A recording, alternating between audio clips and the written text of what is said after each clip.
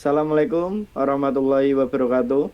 Waalaikumsalam Waalaikumsalam warahmatullahi warahmatullahi wabarakatuh. wabarakatuh.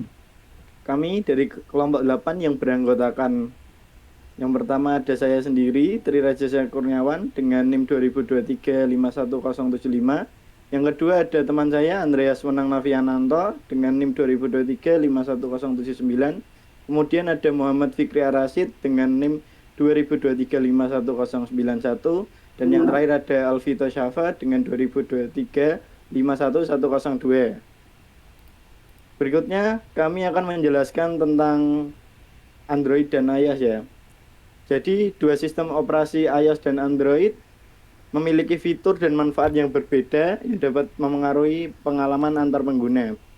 iOS yang eksklusif untuk iPhone dan juga Android yang digunakan oleh beberapa perangkat seperti Samsung, Huawei memiliki kelebihan masing-masing. Untuk memenuhi kebutuhan generasi Z, produsen ponsel berusaha memahami kebutuhan dan preferensi mereka.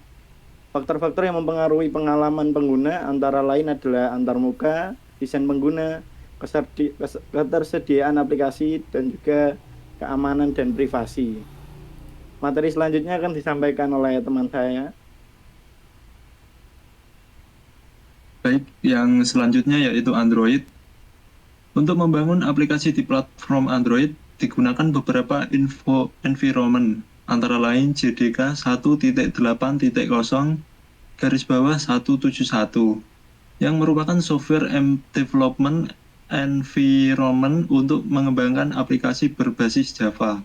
Selain itu, digunakan Android Studio sebagai IDE untuk membangun aplikasi berbasis mobile yang platform Android, serta Android SDK, sebuah software development kit yang berisi debugger, libraries, headset, dan emulator yang diperlukan untuk pengembangan aplikasi Android.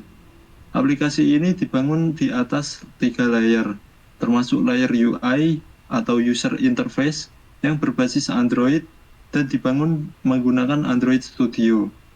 Layer background proses REST API yang menggunakan framework C Pagar Net dengan alat Visual Studio Community version 7.5.3.7 dan layer database yang menggunakan database MySQL 5, di mana semua tabel master, parameter, dan transaksi dibangun pada database ini.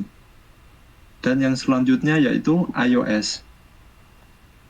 Platform iOS digunakan dalam beberapa lingkungan, di mana untuk mengembangkan aplikasi iOS diperlukan sistem operasi macOS. Aplikasi dikembangkan di atas macOS versi High Sierra 10.13.6 Xcode.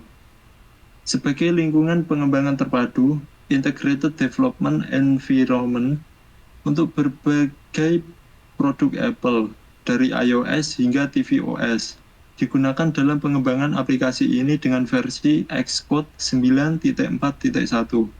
Aplikasi ini dibangun di atas 3 lapisan, termasuk layer UI atau User Interface berbasis iOS menggunakan Xcode, layer background proses REST API, representational state transfer yang menggunakan kerangka kerja C Pagar Net dengan alat Visual Studio Community version 7.5.3.7 dan layer database yang menggunakan database MySQL 5, di mana semua tabel master, parameter, dan transaksi dibangun di atas database ini. Materi selanjutnya akan disampaikan oleh teman saya. Baik, selanjutnya saya akan menjelaskan tentang fitur Android dan iOS itu sendiri. Untuk fitur Android, yang pertama ada Smart Caller ID. Nah, ini memungkinkan Anda mengetahui orang yang menelepon bahkan ketika nomor mereka tidak terdapat di kontak. Yang kedua ada framework, sekelompok kelas pada Java, antarmuka, dan kode lainnya yang menjadi dasar pembuatan aplikasi. Multitasking. Fitur ini memungkinkan pengguna untuk menggunakan dua aplikasi berbeda dalam satu waktu bersamaan dengan menggunakan split screen. Dan yang keempat adalah OK Google. Hal ini memungkinkan kamu untuk menggunakan suara untuk melakukan beragam tindakan. Ini adalah layanan AI dari Google. Lalu yang terakhir open source.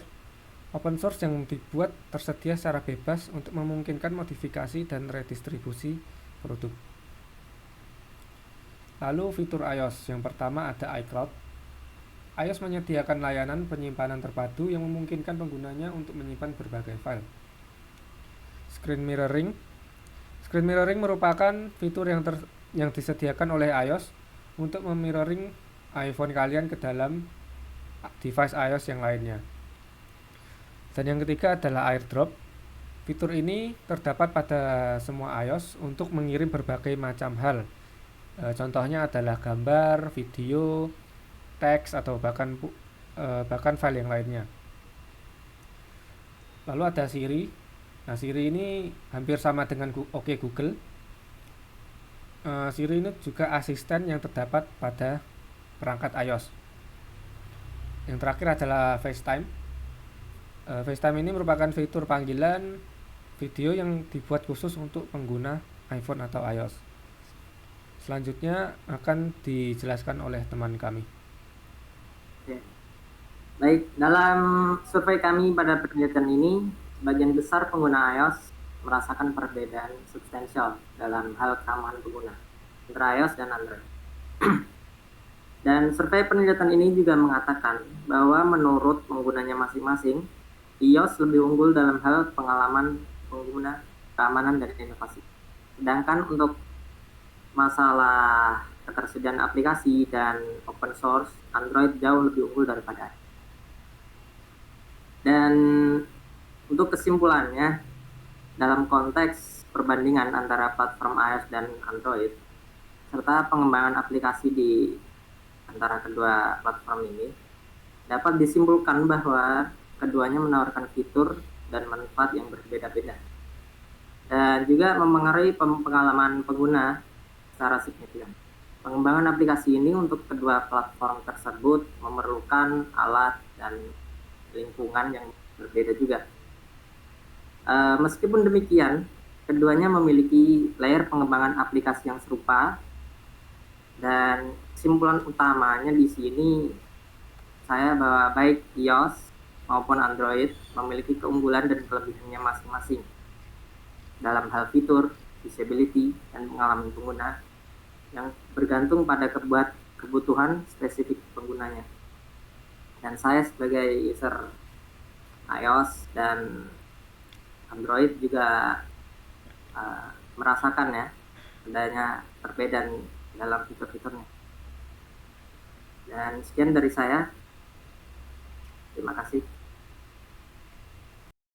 Baik, sekian presentasi dari kelompok kami. Apabila ada salah kata atau salah penyampaian informasi, kami mohon maaf. Assalamualaikum warahmatullahi wabarakatuh.